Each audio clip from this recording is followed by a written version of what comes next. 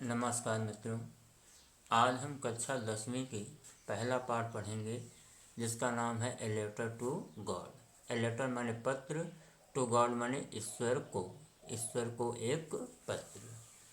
पढ़ाने से पहले मैं छोटा सा वादा करते हैं आपसे कि जब हम आपको ये पाठ पढ़ा देंगे तो ये पाठ आपके लिए बिल्कुल आसान हो जाएगा। इसमें तनिक मात्र डाउट नहीं रह जाएगा। चलिए अध्याय को देखते हैं। द हाउस घर, द ओनली वन केवल एक घर इन द इंटायर वैली पूरी घाटी में, तो पूरी घाटी में केवल एक घर। सेट ऑन जो स्थित था द क्रीस्ट ऑफ ए लो हिल एक छोटी पहाड़ी की चोटी पर, जो एक छोटी पहाड़ी की चोटी पर स्थित था। क्लियर हुआ? चलें फिर एक बार लाइन देखते हैं। करें द हाउस घर, द ओनली वन केवल एक घर इन द इंटायर वैली पूरी घाटी में केवल एक घर। साइड ऑन जो स्थित था ऑन द क्रीस्ट ऑफ ए लो हिल एक छोटी पहाड़ी की चोटी पर, जो एक छोटी पहाड़ी की चोटी पर स्थित था। फ्रॉम दिस हाइट इस ऊंचाई से वन कुड सी कोई भी देख सकता है, इस ऊंचाई से कोई भी देख सकता है।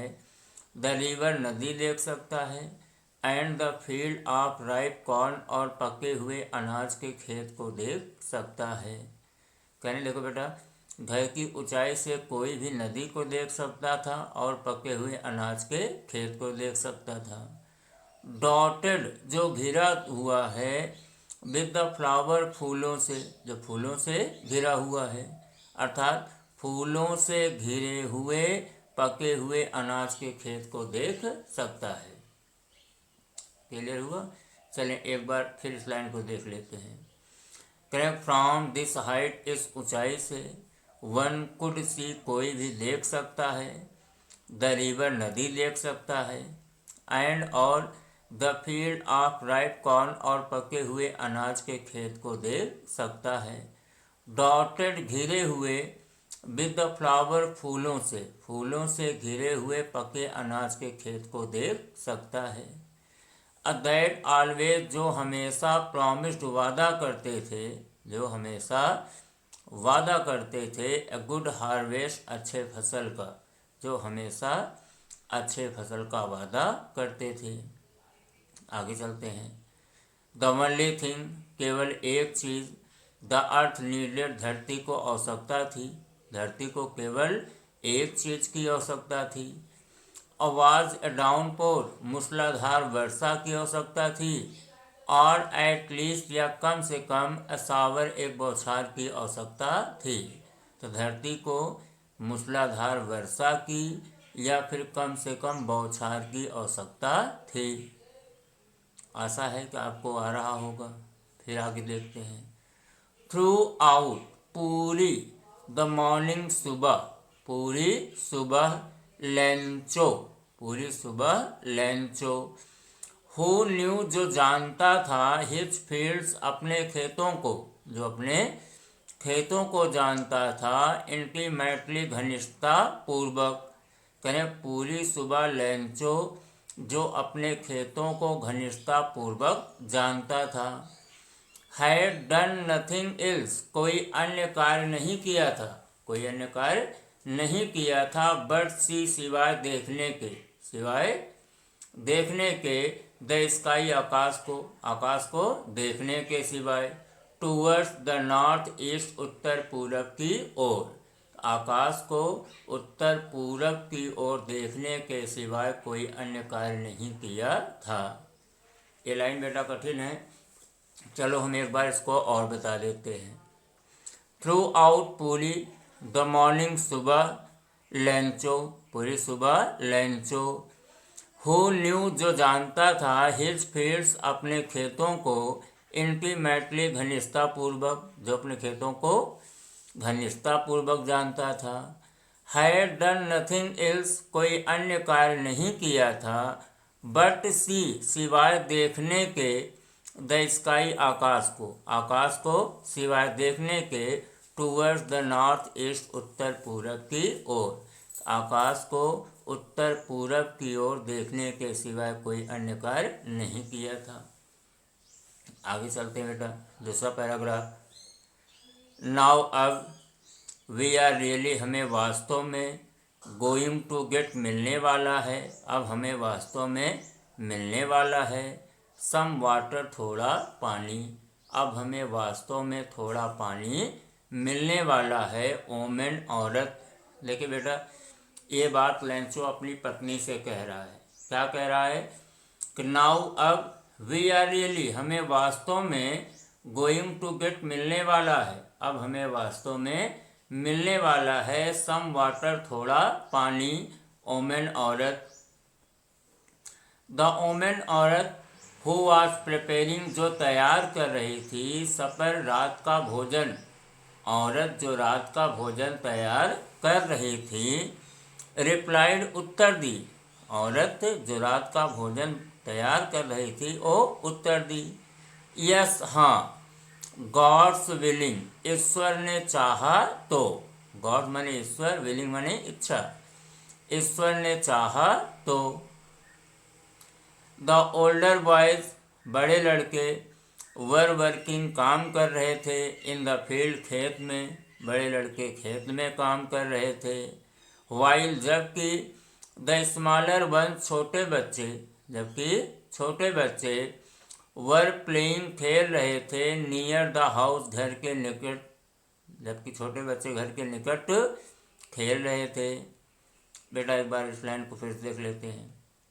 द ओल्डर बॉयज, बड़े लड़के, वर वर्किंग, काम कर रहे थे, इन द फील्ड, खेत में, बड़े लड़के खेत में काम कर रहे थे, वाइल, जबकि, द स्मॉलर वंस, छोटे बच्चे, वर प्लेइंग, खेल रहे थे, नियर द हाउस, घर के निकट, जबकि छोटे लड़के घर के निकट खेल रहे थे। अनटिल, जब तक, द ओमेन, महिला ने, कॉल्ड टू देम ऑल, उन सभी को बुला नहीं लिया, जब तक महिला ने उन सभी को बुला नहीं लिया। कम, आ जाओ, फॉर डिनर, रात के भोजन के लिए, महिला ने उन सभी को रात के भोजन के लिए बुला लिया। इट वाज ड्यूरिंग, दौरान, द मील, भोजन, दैट माने उस भोजन के दौरान, उस भोजन के दौरान, जस्ट ठीक, एज लेंचो हैड प्रेडिक्टेड, जैसा कि लेंचो ने भविष्यवाणी किया था, जैसा कि लेंचो ने भविष्यवाणी किया था। बिग ड्रॉप्स ऑफ रेन, बारिश की बड़ी बड़ी बूंदें, बिगेन टू फॉल, गिरने लगी। देखिए बेटा, लेंचो पहले ही अपनी पत्नी से कह चुका था कब हमें थोड़ा पानी मिलने वाला है। ये लाइन फिर से देख लेते हैं। इट वाज ड्यूरिंग, दौरान, द मील माने भोजन के, दैट माने उस भोजन के दौरान, जस्ट ठीक, एज लेंचो हैड प्रेडिक्टेड, जैसा कि लेंचो ने भविष्यवाणी किया था, जैसा कि लेंचो ने भविष्यवाणी किया था। बिग ड्रॉप्स ऑफ रेन, बारिश की बड़ी बड़ी बूंदें, बिगेन टू फॉल, गिरने लगी, बारिश की बड़ी बड़ी बूंदें गिरने लगी।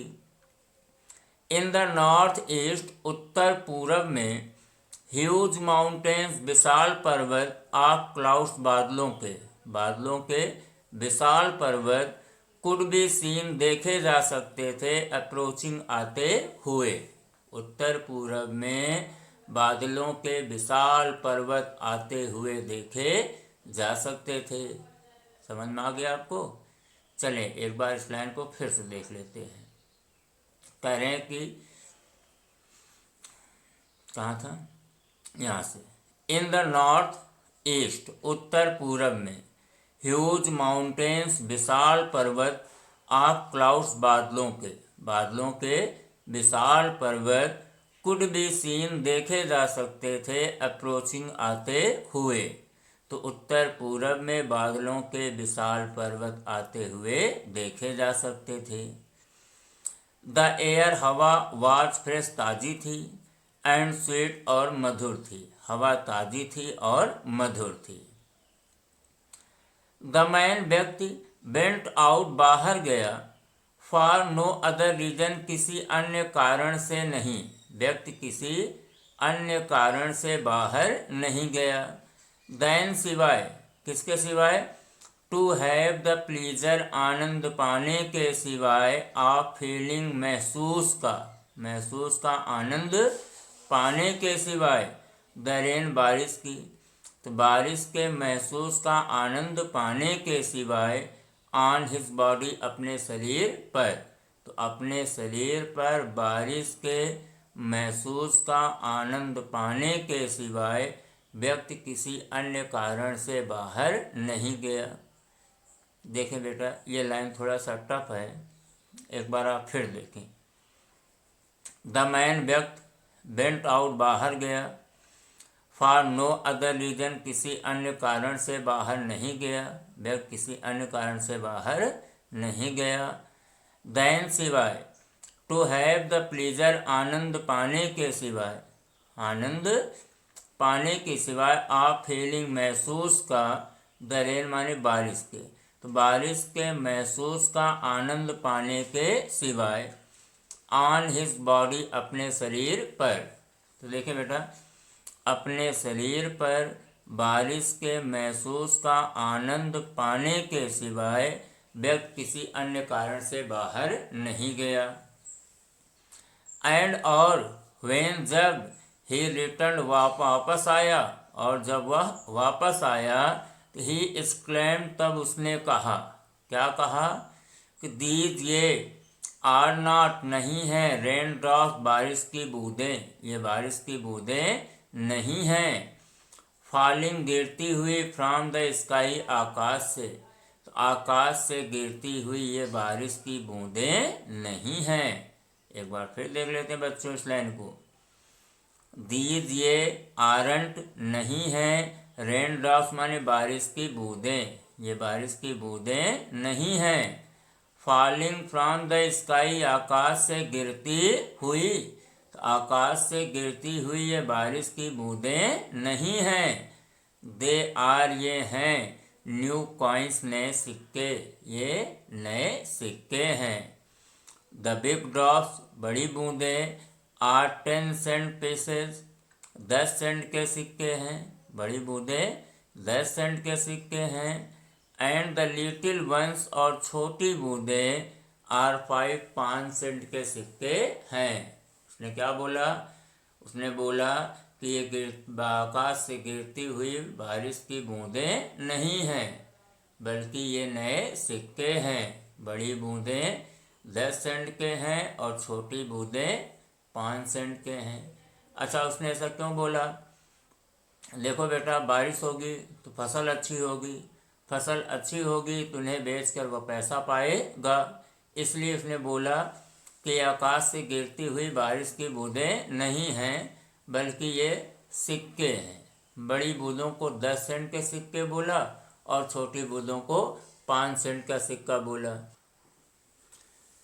समझ में आ गया बेटा? चले हम आगे चलते हैं। With A satisfied expression, with माने साथ, सेटिस्फाइड माने संतुष्ट, एक्सप्रेशन माने अभिव्यक्ति के साथ या भाव के साथ, यानी संतुष्ट भाव के साथ, ही रिगार्डेड उसने देखा, the field of ripe corn पके हुए अनाज के खेत को, यानी संतुष्ट भाव के साथ उसने पके हुए अनाज के खेतों को देखा। विथ इट्स फ्लावर, फूलों के साथ, तो फूलों के साथ पके हुए अनाज के खेत को देखा। चलिए एक बार इस लाइन को फिर समझ लेते हैं।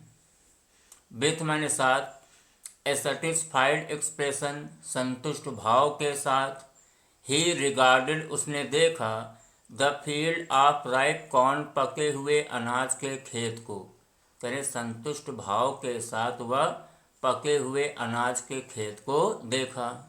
अब विथ इट्स फ्लावर, उसके फूलों के साथ। देखिए बेटा, ऊपर लाइन में बताया गया था कि खेत के बीच बीच में क्या थे, फूल भी लगे हुए थे। आ गया। अ ड्रैप्ड, जो घिरे हुए थे, इन कर्टेन पर्दे में घिरे हुए थे, ऑफ रेन बारिश के, जो बारिश के पर्दे से घिरे हुए थे। देखिए बेटा, जब तेज़ बारिश होता है तो साफ दिखाई नहीं पड़ता, ऐसा लगता है जैसे कि एक पर्दा, बीच में पर्दा लगा हुआ हो। एक बार फिर देखते हैं लाइन को। विद ए सेटिस्फाइड एक्सप्रेशन, संतुष्ट भाव के साथ, ही रिगार्डेड, उसने देखा, the field of ripe corn, पके हुए अनाज के खेत को। यानी संतुष्ट भाव के साथ वह पके हुए अनाज के खेत को देखा। विथ इट्स फ्लावर, फूलों के साथ देखा। अड्रैप्ड, जो घिरे हुए थे, इन अकर्टेन, पर्दे से घिरे हुए थे, ऑफ रेन, बारिश के, जो बारिश के पर्दे से घिरे हुए थे। बट सडनली, लेकिन अचानक, ए स्ट्रॉन्ग विंड, तेज हवा, बिगेन टू ब्लो, बहने लगी। लेकिन अचानक क्या हुआ, एक तेज हवा बहने लगी। And along with the rain, और बारिश के साथ, वेरी लार्ज हेल स्टोन, बड़े बड़े ओले, बिगेन टू फॉल, गिरने लगे। और बारिश के साथ बड़े बड़े ओले गिरने लगे। फिर देख लेते हैं बेटा इस लाइन को। बट, लेकिन, सडनली, अचानक, ए स्ट्रॉन्ग विंड, तेज हवा, बिगेन टू ब्लो, बहने लगी। लेकिन अचानक तेज हवा बहने लगी। And along with the rain, और बारिश के साथ, वेरी लार्ज हेल स्टोन, बड़े बड़े ओले, बिगेन टू फॉल, गिरने लगे। और बारिश के साथ क्या होने लगे, बड़े बड़े ओले गिरने लगे। अदीज, ये ट्रूली, वास्तव में, डिड रिसम्बल, मिल रहे थे या लग रहे थे, न्यू सिल्वर कॉइन, नए चांदी के सिक्के से। तो ये नए चांदी के सिक्के से मिल रहे थे। देखें बेटा, जो ओला होता है वो एक गोला गोला छोटा छोटा होता है, ऐसा लगता है जैसे कि चांदी का सिक्का हो। इसलिए लेखक क्या बोल रहा है कि दीज ट्रूली, ये वास्तव में, डिड रिसम्बल, मिल रहे थे, न्यू सिल्वर कॉइन, नए चांदी के सिक्के से। द बॉयज, लड़के, एक्सपोजिंग देमसेल्फ, एक्सपोजिंग माने होता है नग्न होना। एक्सपोजिंग माने क्या होता है, नग्न होना। तो नग्न होना का मतलब, जैसे बारिश होती है तो छोटे बच्चे जो होते हैं अपना कपड़ा उतार देते हैं और भीगने के लिए बारिश में चले जाते हैं ना। तो इसी तरह लेखक जो कहना चाहता है कि लड़के एक्सपोजिंग देमसेल्फ, स्वयं को खुला छोड़ दिए या स्वयं के कपड़े उतार दिए। किस लिए, टू द रेन, बारिश के लिए। तो लड़कों ने क्या किया, स्वयं के कपड़ों को बारिश के लिए उतार दिया। रैन आउट, बाहर दौड़े, रैन आउट माने बाहर दौड़े, टू कलेक्ट, इकट्ठा करने, द फ्रोजन पर्ल्स, जमे हुए मोतियों को। जमे हुए मोतियों को इकट्ठा करने बाहर दौड़े। देखें बेटा, यहाँ फ्रोजन पर्ल्स, जमे हुए मोती, किसको कहा जा रहा है, ओलों को। जब देखें बेटा बच्चे ओले गिरते हैं तो ओले बिनने के लिए दौड़ लगाते हैं, कौन ज़्यादा इकट्ठा कर ले। तो यहाँ पर बच्चे जो है क्या किए, स्वयं के कपड़े उतार दिए और बाहर दौड़े उन जमे हुए मोती अर्थात ओलों को बिनने के लिए। एक बार इस लाइन को हम फिर समझ लेते हैं। द बॉयज, लड़के, एक्सपोजिंग देमसेल्फ, स्वयं के कपड़े उतार दिए, टू द रेन, बारिश के लिए। लड़के क्या किए, बारिश के लिए स्वयं के कपड़े उतार दिए। रैन आउट, बाहर दौड़े, टू कलेक्ट, इकट्ठा करने बाहर दौड़े, द फ्रोजन पर्ल्स, जमे हुए मोतियों को। आगे होगा उम्मीद करते हैं, आगे पढ़ते हैं। इट्स रियली, यह वास्तव में, गेटिंग बैड, बुरा हो रहा है, नाउ माने अब, कहने अब वास्तव में ये बुरा हो रहा है। एक्सक्लेम द मैन, व्यक्ति ने कहा, व्यक्ति ने कहा कि अब वास्तव में ये बुरा हो रहा है। तो यहाँ पर व्यक्ति मतलब लैंचो ने बोला, क्या बोला कि अब वास्तव में बुरा हो रहा है। देखिए बेटा, फसल तैयार था, अब ओले गिरने लगे, तो ओले गिरेंगे तो क्या होगा, फसल पूरी नष्ट हो जाएगी ना। इसलिए लेंचो क्या बोलता है कि इट्स रियली, ये वास्तव में गेटिंग बैड, बुरा हो रहा है, नाउ मने अब ये वास्तव में बुरा हो रहा है।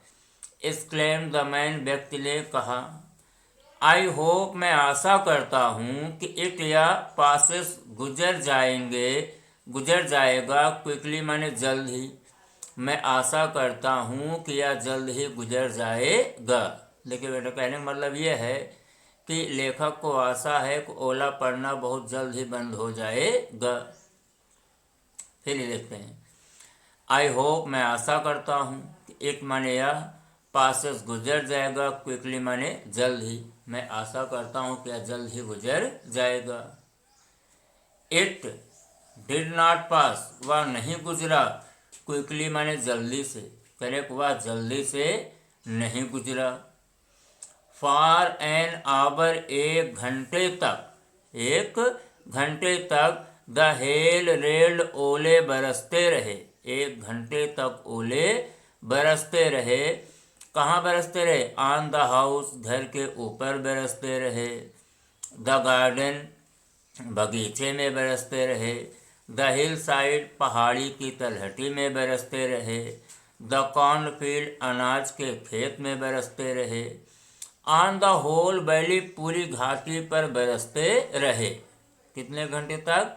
एक घंटे तक। देखिए बेटा, लाइन बड़ी हो गई, फिर एक बार पढ़ा दे रहे हैं। फॉर एन आवर, एक घंटे तक, द हेल रेन, ओले बरसते रहे। ऑन द हाउस, घर पर बरसते रहे। द गार्डन, बगीचे में बरसते रहे। द हिल साइड, पहाड़ी की तलहटी पर बरसते रहे।